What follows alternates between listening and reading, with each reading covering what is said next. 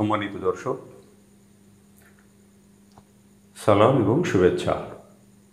শক্তভাবে দাবি জানিয়ে আসলেও নবগঠিত রাজনৈতিক দল এনসিপি বা জাতীয় নাগরিক পার্টি শেষ পর্যন্ত তাদের পছন্দের প্রতীক শাপলা পাচ্ছে না।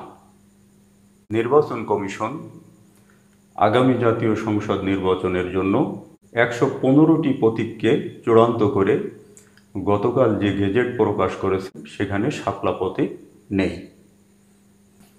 অর্থাৎ আর যদি কোনো পরিবর্তন ঘটার সুযোগ না থাকে তাহলে ধরেই নেওয়া যায় এনসিপি তাদের প্রতীক হিসেবে শাপলাকে পাচ্ছে না।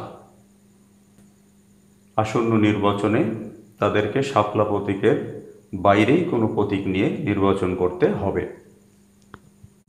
তবে তারা হাল ছাড়ছেন না। গতকালও এনসিপির পক্ষ থেকে নির্বাচন কমিশনের কাছে আবেদন জানিয়ে শাপলাকে তাদের প্রতীক হিসেবে বরাদ্দ দেওয়ার জন্য আবেদন করা হয়েছে। দলটির আহ্বায়ক জনাব নাহিদ ইসলাম নির্বাচন কমিশন বরাবর আবেদন করেছেন। ইমেইলের মাধ্যমে পাঠানো ওই আবেদনে তিনি বলেছেন, শাপলাকে প্রতীক হিসেবে অন্তর্ভুক্ত না করার ক্ষেত্রে ইসির সিদ্ধান্ত কোনো আইনি ভিত্তি দ্বারা গঠিত নয়। শাপলাকে প্রতীক হিসেবে অন্তর্ভুক্ত না করার ক্ষেত্রে ইসির সিদ্ধান্ত কোনো আইনি ভিত্তি দ্বারা গঠিত নয়, বরং এনসিপির প্রতি বিরূপ মনোভাব ও স্বেচ্ছাচারী দৃষ্টিভঙ্গির বহিঃপ্রকাশ। ইসির এমন একরোখা কার্যকলাপে তাদের নিরপেক্ষতা নিয়ে জনমনে প্রশ্ন উত্থাপিত হয় এবং একটি অবাধ, সুষ্ঠু, নিরপেক্ষ নির্বাচন আয়োজন ও সব দলের ক্ষেত্রে লেভেল প্লেয়িং ফিল্ড তৈরির ক্ষেত্রে তাদের আগ্রহ প্রশ্নবিদ্ধ হয়। এনসিপির অনুকূলে শাপলা, সাদা শাপলা ও লাল শাপলা থেকে যে কোনো একটি প্রতীক বরাদ্দ দেয়া হোক।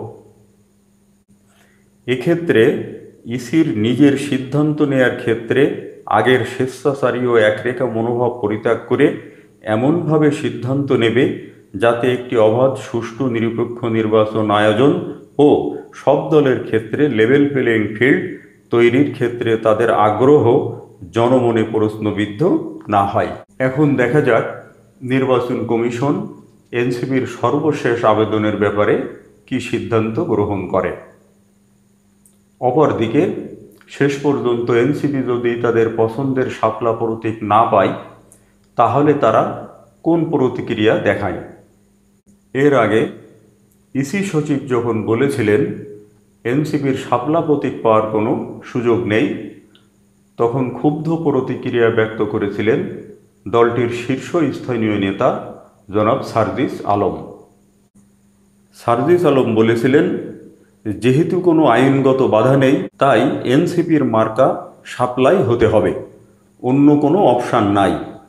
না হলে নির্বাচন কিভাবে হয় আর কে কিভাবে ক্ষমতায় গিয়ে মধু খাওয়ার স্বপ্ন দেখে সেটা আমরাও দেখে নেব।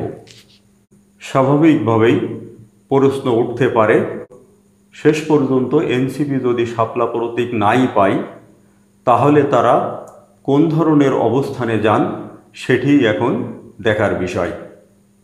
মহান সৃষ্টিকর্তা সবার মঙ্গল করুন। ভালো থাকবেন। শুভকামনা।